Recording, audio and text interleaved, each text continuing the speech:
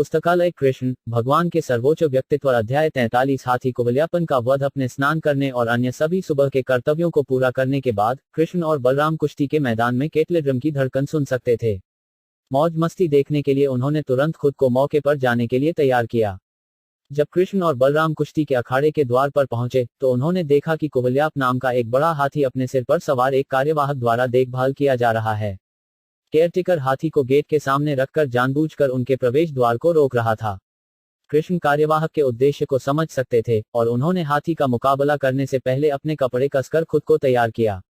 उन्होंने कार्यवाहक को बहुत गंभीर आवाज में संबोधित किया, जैसे कि बादल के रूप में गूंजते हुए, हे दुष्ट कार्यवाहक, रास्ता दो और मुझे द्वार से गुजरने दो। यदि तू मेरा मार्ग रोके तो मैं तुझे और तेरे हाथी समेत मृत्यु के घर में भेज दूंगा। कार्यवाहक इस प्रकार कृष्ण द्वारा अपमानित किया गया, बहुत क्रोधित हो गया और कृष्ण को चुनौती देने के लिए, जैसा कि पहले से योजना बनाई गई थी, उसने हाथी को हमला करने के लिए उकसाया। हाथी फिर अपरिहार्य मृत्यु की तरह कृष्ण के सामने चला गया। यह उसकी ओर दौड़ा और उसे अपनी सूंड से पकड़ने की कोशिश की, लेकिन कृष्ण बहुत चतुराई से हाथी के पीछे चले गए। केवल अपनी सूंड के अंत तक देखने में सक्षम होने के कारण हाथी कृष्ण को अपने पैरों के पीछे छिपे हुए नहीं देख सका, लेकिन उसने अपनी सूंड से उसे पकड़ने की कोशिश की। कृष्ण फिर से बहुत जल्दी कैद से बच गए और वे फिर से हाथी के पीछे दौड़े और उसकी पूंछ पकड़ ली। हाथी को उसकी पूंछ से पकड़कर कृष्ण ने उसे खींचना शुरू किया और बहुत बड़ी ताकत से उसने उसे कम से कम 25 गज तक घसीटा, जैसे गरुड़ एक तुच्छ सांप को घसीटता है। कृष्ण ने हाथी को इस ओर से दाएं से बाएं खींच लिया, जैसे वे बचपन में एक बछड़े को उसकी पूंछ से खींचते थे। इसके बाद कृष्ण हाथी के सामने गए और उसे एक जोरदार थप्पड़ मारा। फिर वह हाथी की दृष्टि से फिसलकर उसकी पीठ की ओर भागा। फिर जमीन पर गिरकर कृष्ण ने अपने आप को हाथी के दोनों पैरों के सामने रखा और उसे गिरा दिया। कृष्ण तुरंत उठे, लेकिन हाथी, यह सोचकर कि वे अभी भी लेटे हुए हैं, कृष्ण के शरीर के माध्यम से एक हाथी दांत को जोर से जमीन में दबाकर धक्का देने की कोशिश की। हालांकि हाथी परेशान और गुस्से में था, लेकिन उसके सिर पर सवार कार्यवाहक ने उसे और भड़काने की कोशिश की। हाथी फिर पागल होकर कृष्ण की ओर दौड़ा। जैसे ही यह पहुंच के भीतर आया, कृष्ण ने सूंड को पकड़ लिया और हाथी को नीचे खींच लिया। जब हाथी और देखभाल करने वाला गिर गया, कृष्ण हाथी पर कूद गए, उसके एक दांत को तोड़ दिया और उसके साथ हाथी और देखभाल करने वाले को भी मार डाला। हाथी को मारने के बाद कृष्ण ने हाथी दांत को अपने कंधे पर ले लिया। पसीने की बूंदों से सजा हुआ और हाथी के खून से लथपथ, वह बहुत सुंदर लग रहा था और इस तरह वह कुश्ती के मैदान की ओर बढ़ गया।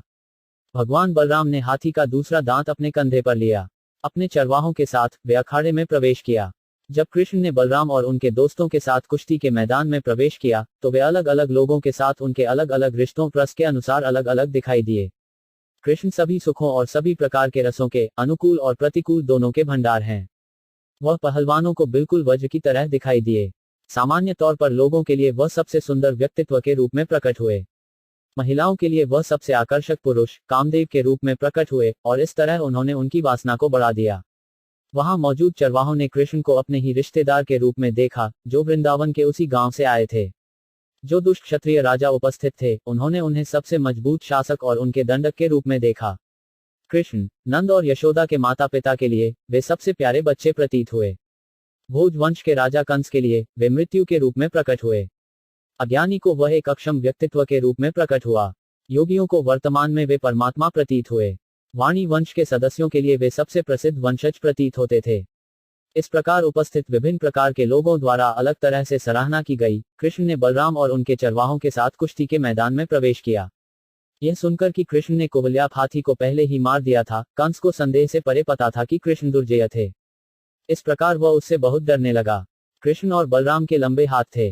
वे सुंदर कपड़े पहने हुए थे और वे वहां इकट्ठे हुए सभी लोगों के लिए आकर्षक थे। वे ऐसे कपड़े पहने हुए थे जैसे वे एक नाटकीय मंच पर अभिनय करने जा रहे हों और उन्होंने सभी लोगों का ध्यान आकर्षित किया।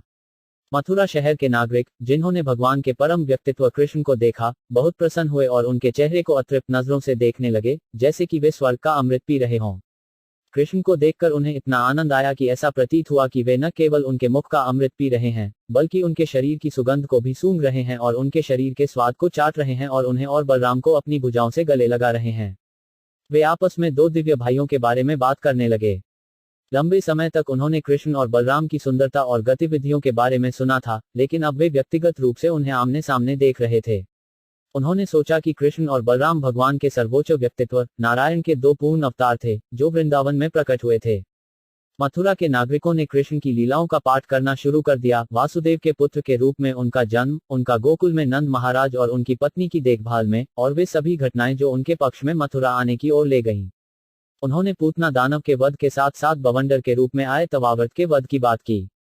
उन्होंने यमला अर्जुन वृक्षों के भीतर से जुड़वा भाइयों के उद्धार का भी स्मरण किया। मथुरा के नागरिकों ने आपस में बात की। शंखचंद, केश, धेनुकासुर और कई अन्य राक्षसों को वृंदावन में कृष्ण और बलराम द्वारा मार दिया गया था। कृष्ण ने भी वृंदावन के सभी चरवाहों को विनाशकारी आग से बचाया। उन्होंने यमुना के पानी में कालिया सर्प को ताड़ना दी और उन्होंने स्वर्गीय राजा इंद्र के झूठे अभिमान पर अंकुश लगाया। कृष्ण ने लगातार 7 दिनों तक महान गोवर्धन पहाड़ी को एक हाथ में रखा और गोकुल के सभी लोगों को लगातार बारिश, तूफान और ओलावृष्टि से बचाया। वे अन्य जीवंत गतिविधियों को भी याद करने लगे। वृंदावन की युवतियां कृष्ण की सुंदरता को देखकर और उनकी गतिविधियों में भाग लेने से इतनी प्रसन्न हुई कि वे भौतिक अस्तित्व की परेशानियों को भूल गईं। कृष्ण को देखकर और उनके बारे में सोचकर वे हर तरह की थकान भूल गए। मथुरा के नागरिकों ने यदु के वंश की चर्चा करते हुए कहा कि इस वंश में कृष्ण के प्रकट होने के कारण यदु पूरे ब्रह्मांड में सबसे प्रसिद्ध परिवार रहेगा। मथुरा के नागरिक तब बलराम के बारे में बात करने लगे। उन्होंने उसकी सुंदर कमल पंखुड़ियों की आंखों के बारे में बात की और उन्होंने उसके बारे में टिप्पणी की, इस लड़के ने प्रलंब राक्षस और कई अन्य लोगों को भी मार डाला है। जब वे इस प्रकार कृष्ण और बलराम की गतिविधियों के बारे में बात कर रहे थे, उन्होंने कुश्ती मैच की घोषणा करते हुए विभिन्न बैंडों के कंपनों को सुना। प्रसिद्ध पहलवान चेरा ने तब कृष्ण और बलराम से बात करना शुरू किया। मेरे प्यारे कृष्ण और बलराम, उन्होंने कहा, हमने आपकी पिछली गतिविधियों के बारे में सुना है। आप महान नायक हैं और इसलिए राजा ने आपको बुलाया है। हमने सुना है कि आपकी बाहें बहुत मजबूत हैं। राजा और यहाँ उपस्थित सभी लोग आपकी कुश्ती क्षमताओं का प्रदर्शन देखना चाहते हैं।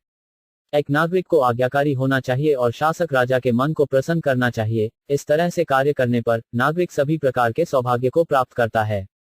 जो आज्ञाकारी कार्य करने की परवाह नहीं करता वह राजा के क्रोध के कारण दुखी हो जाता है। आप ग्वाले हैं और हमने सुना है कि जंगल में अपनी गायों को चराते समय आप एक दूसरे के साथ कुश्ती का आनंद लेते हैं। इसलिए हम चाहते हैं कि आप हमारे साथ कुश्ती में शामिल हों ताकि राजा सहित यहाँ मौजूद सभी लोग प्रसन्न हों। कृष्ण को तुरंत ही चेर के कथनों का उद्देश्य समझ में आ गया और वे उससे युद्ध करने के लिए तैयार हो गए। लेकिन समय और परिस्थितियों के अनुसार उन्होंने इस प्रकार कहा, आप भोजों के राजा के अधीन हैं और आप जंगल में रहते हैं। हम भी परोक्ष रूप से उसकी प्रजा हैं और जहां तक हो सके हम उसे प्रसन्न करने का प्रयास करते हैं। कुश्ती का यह प्रस्ताव उनका बहुत बड़ा उपकार है, लेकिन सच्चाई यह है कि हम तो बस लड़के हैं। हम कभी कभी वृंदावन के जंगल में अपने उन दोस्तों के साथ खेलते हैं जो हमारी अपनी उम्र के हैं। हमें लगता है कि समान उम्र और ताकत के लोगों से लड़ना हमारे लिए अच्छा है, लेकिन आप जैसे महान पहलवानों से लड़ना दर्शकों के लिए अच्छा नहीं होगा। यह उनके धार्मिक सिद्धांतों का खंडन करेगा। कृष्ण ने इस प्रकार संकेत दिया कि प्रसिद्ध, मजबूत पहलवानों को कृष्ण और बलराम को लड़ने के लिए चुनौती नहीं देनी चाहिए। इसके उत्तर में चेरा ने कहा, मेरे प्रिय कृष्ण, हम अच्छी तरह से समझ सकते हैं कि आप न तो बच्चे हैं और न ही युवा। आप सभी के लिए पालौकिक हैं, जैसा कि आपके बड़े भाई बलराम हैं। आप पहले ही हाथी कुबल्याप को मार चुके हैं, जो हजारों अन्य हाथियों से लड़ने में सक्षम था। आपने उसे अद्भुत तरीके से मार डाला है। आपकी ताकत के कारण हमारे बीच सबसे मजबूत पहलवानों के साथ प्रतिस्पर्धा करना आपका व्यवहार है। इसलिए मैं तुम्हारे साथ कुश्ती करना चाहता हूं और तुम्हारा बड़ा भाई बलराम मुनिका के साथ कुश्ती करेगा। इस प्रकार कृष्ण के 43वें अध्याय का भक्ति वेदांत तात्पर्य समाप्त होता है। हाथी कुबल्याप का वध।